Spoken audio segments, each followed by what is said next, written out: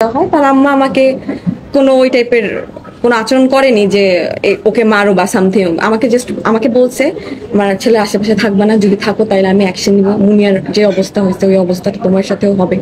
After that ওইখানে তার আম্মাকে প্রভোগ করার জন্য এখানে কিছু লোকজন ছিল যে এটা করে, মুকুল নামের আর আব্দুর রহমান জীবন নামের ওই দুইজন লোক, যারা কিনা আমাকে মারতে মারতে তার বাসা থেকে তার আম্মার বাসায় নিয়ে গেছে বিচারের জন্য, যে তুমি তো থামবা না, তুমি তো সানভীর সাহেবের কাছে যাবাই, বসের কাছে, তো তুমি তার আম্মার মাধ্যমে ইয়ে করো। তার আম্মা আমাকে একটা সাদা কাগজ এনে দিছে। কাগজ এনে দেওয়ার পর বলছে যে এখানে তুমি লেখো যে তুমি এরপর থেকে আমার ছেলের সাথে ইয়ে করবা না। আমার আমার দোষটা কি? তার ছেলে তো আমাকে এই বিশ্বাস দিয়েই তো আমি আগাইছি সম্পর্ক। কখন আমি কনসিভ করবো, আমি কেন বাচ্চা নেওয়ার ডিসিশন নিব, এই চিন্তা নিয়ে তো আমি আগাইছি যে সে আমাকে বিয়ে করবে, সে আমাকে এই টাইপের কথাবার্তা বলছে। So day by day the situation was getting worse and worse and worse. I had to make this decision যে আমার পাবলিকের কাছে আসতে হবে, অরালস মুনিয়ার সাথে যা হয়েছে তা আমার সাথে হবে। ওই দিন রাতে আমাকে মেরে ফেলতো। আল্লাহর অশেষ রহমত যে আমি বেঁচে গেছি। আমি অনেক ভয় পেয়ে গেছিলাম, অনেক ভয় পেয়েছিলাম। তারা আমাকে সিগনেচার করে বলছে যে তুমি যাতে সেকেন্ড টাইমের মতো আর বসুন্ধরার আশেপাশে তোমাকে না দেখি। আর আরেকটা ডিসিশনও নিছিল যে আমাকে 3-4 দিনের জন্য ওই বাসায় আমাকে সার্ভেন্ট রুমে নিয়ে রাখছিল। আমাকে ইভেন তাদের রুমেও ঢুকায় নেয়, তাদের মেইন এন্ট্রেন্সেই ঢুকতে দেয় না তার আম্মা এবং তার লোকজন।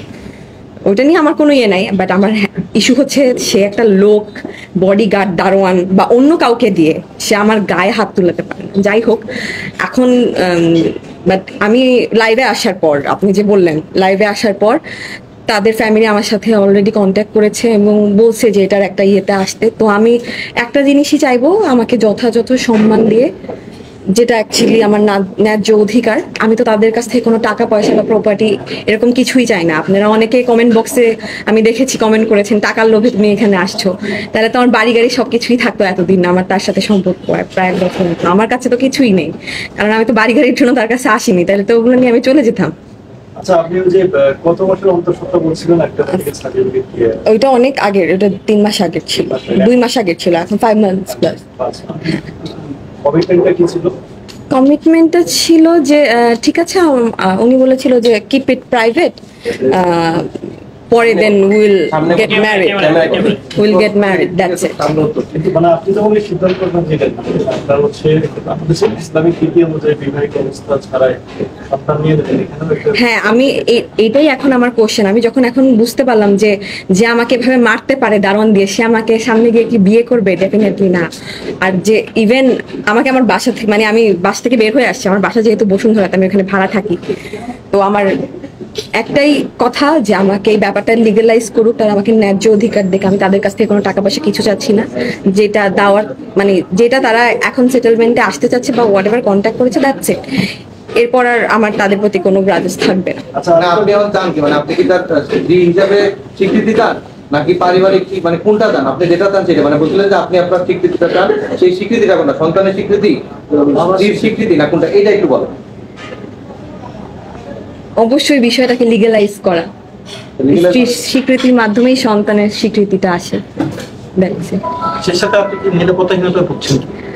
নিরাপত্তাহীনতায় তারা আমার সাথে অলরেডি কন্ট্যাক্ট করেছে, আমাকে মানে শিওরিটি দিয়েছে যে সামনে এরকম কিছু একটা হবে না, যেটা সত্যি কথা। সামনে শিওরিটি দিয়েছে যে এরকম কিছু হবে না, যে একটা আপোষে আসো বা একটা সেটেলমেন্টে আসো। তো সেটেলমেন্ট একটাই আমাকে স্বীকৃতি দাও, আর কিছু। আপাতত আমি কিছুটা হলো মিথ্যা বলে তো লাভ নেই।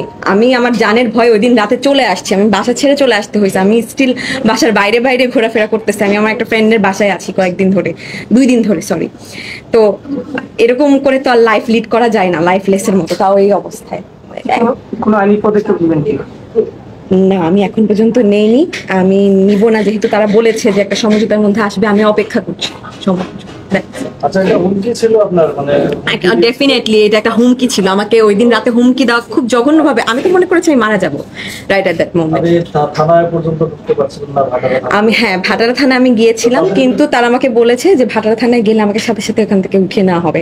তো আমি ওই সাহস আর করি নাই ভাটারা থানার আশেপাশে যাওয়ার। ইভেন আমি যেদিন বসুন্ধরা ছেড়ে দেই, এটা রিসেন্টলি কালকের ঘটনা, কালকে আমি তো ভয় আমার বাসার অ্যাড্রেস দেইনি, আমাকে বলছে যে ওর বাসার অ্যাড্রেস দেখে আসবা, ওকে যেখানে নামাই দিবা। জিপং নামে যে লোকটাকে তারা বলছে যে আমাকে ড্রপ করে দিতে, সে খেয়াল করছে যে আমি কোথায় গিয়ে স্টপ হচ্ছি, ওইখানে গিয়ে ওই ফ্লোরে উঠে ওইখানে আমার বান্ধবী থাকে তার ছেলেকে সহ, তাকে মানে মানে যাই হোক হেনস্থা করছে কালকে, যেইটা করা উচিত হয়নি। ওইটার পর আমার তার সাথে কথা হয়েছে এবং আমাকে আশ্বস্ততা দিয়েছে যে এরকম কিছু একটা হবে না, কিন্তু তারপরও বিপদের তো হাত পানি, আমি তারপরেই কিছুটা হলেও ইনসিকিউরিটিতে ভুগছি যতক্ষণ না তারা আমাকে কোনো ডিসিশন দিচ্ছে। আচ্ছা, এখন রাষ্ট্রের কাছে আপনার নিরাপত্তা চেয়ে আপনি কি বলবেন? আমি রাষ্ট্রের কাছে নিরাপত্তা চেয়ে একটা কথাই বলবো যে আমি ডেফিনেটলি মিডিয়াতে আসছি এই জন্য যে আমি মানে মুনিয়ার মতো বা অন্য টাইপের কোনো সিচুয়েশন যাতে না হয়, আমি মারা যাওয়ার পর যাতে আপনারা নিউজ না করতে পারেন, তার আগে আমি আপনাদের কাছে হেল্প চেয়েছি এবং ইতিমধ্যে আপনারা যথেষ্ট হেল্প করেছেন। আমি যেভাবে লুকিয়ে লুকিয়ে একদিন ছিলাম আর আমার জীবন চলে যেত, I am very very grateful towards you.